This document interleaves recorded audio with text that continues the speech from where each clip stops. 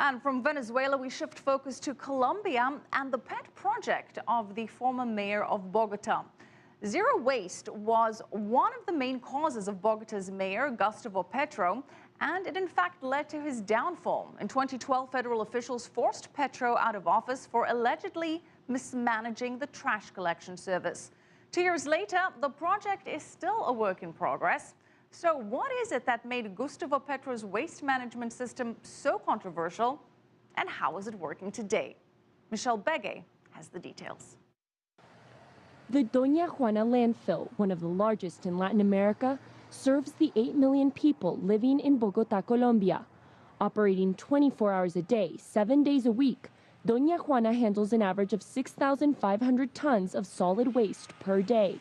For decades, the private contractors who hauled garbage were paid by the ton, a system that discouraged recycling. The previous system was disastrous for the environment. The objective for these contractors was to be paid for the transport of the garbage. The more they filled the landfill, the more money they made. Under the Zero Waste program launched by Gustavo Petro in 2012, the goal was to reduce the amount of waste dumped in landfills by separating garbage at the source and recycling. In the past, recycling was done informally by the city's waste pickers, the poor who go through bags of trash that residents of Bogota leave out on the sidewalk. Petro's plan made them an official part of the city's waste management system.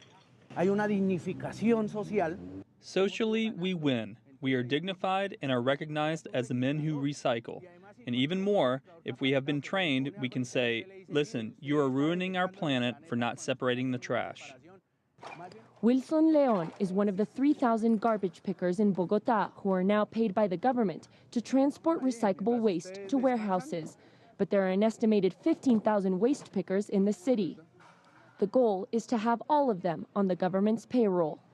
Pietro Lupi, the director of a European consultancy that specializes in waste management, says incorporating the waste pickers into the system not only keeps some of the city's poorest workers employed, it is efficient.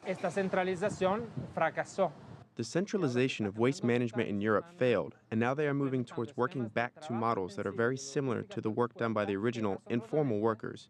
So Latin America has a great opportunity because they still have the economy of the informal recycler. By the end of 2012, the 4 private consortiums managing Bogota's trash collection were up for renewal. Petro ordered the city to take over the contracts, arguing that the contractors had inflated their costs. Now, 63% of the city's garbage collection is in the hands of state-owned Aguas de Bogotá. City officials say a year later, the switch has paid off. We have to be able to pick up more tons at a lower cost. In comparison to the previous system, we're now saving approximately $15 per ton. Officials say the real success of the Zero Waste program is when citizens learn how to correctly recycle, an effort pushed through public campaigns. It is a learning process. We didn't know how to separate, and now we are finally doing it, but still in a timid way. It is a change of culture. This area is in the Doña Juana landfill, and it's designated for all the recyclables that were found in the biodegradable garbage that was not correctly separated. Officials say before the Zero Waste program, all these recyclables would have been dumped in the landfill.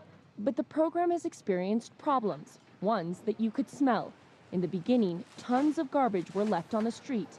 Then, Aguas de Bogotá changed leadership several times in the past year, hinting at structural problems. City Councilman Diego Garcia supports the program's ideals, but admits there needs to be more improvement. Once we were able to achieve our purpose, we are short on the development of it. We should have already generated action, programs, investments, and we are not developing at a beneficial pace. City officials say they have faith that Bogotá's Zero Waste program will eventually succeed. But the question is, can Gustavo Petro salvage his political career to see it through? Michelle Begue, CCTV, Bogota, Colombia.